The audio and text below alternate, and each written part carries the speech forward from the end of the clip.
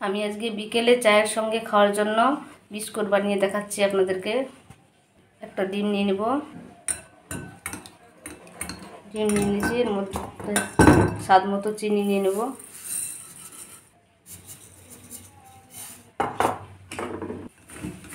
চিনিটাকে ভালো করে ফেটিয়ে নেব।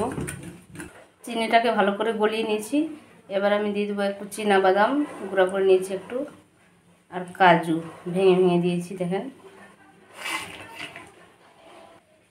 আর দিয়ে দেবো 2 চামচ গুঁড়া দুধ।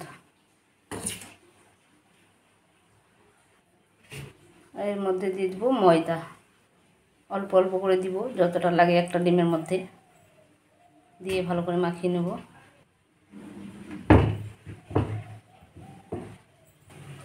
আরও লাগবে ময়দা।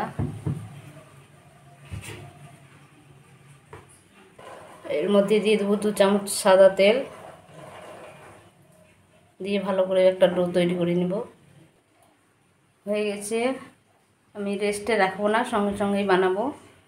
হাতে একটু আমি তেল মাখিয়ে নিয়েছি। এবার আমি রুটির মতো বেলে নেব মোটা করে। এবার আমি বেলে নিয়েছি। এবার আমি চাকু দিয়ে সুন্দর করে কেটে নেব বিস্কুটের মতো।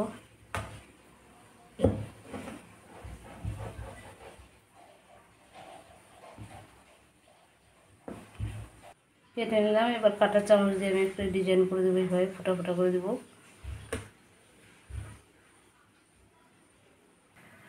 আমি সবগুলোকে বানিয়ে নিলাম। এবার আমি তেল বসিয়ে দিয়েছি, একটা একটা করে দিয়ে দেবো।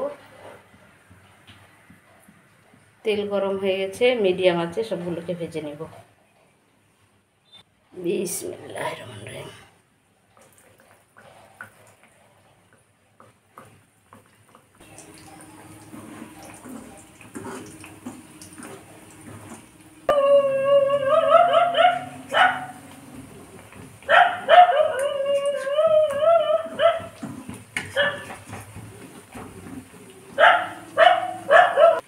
ভালো করে উল্টে পাল্টে লাল করে ভেজে নিতে হবে।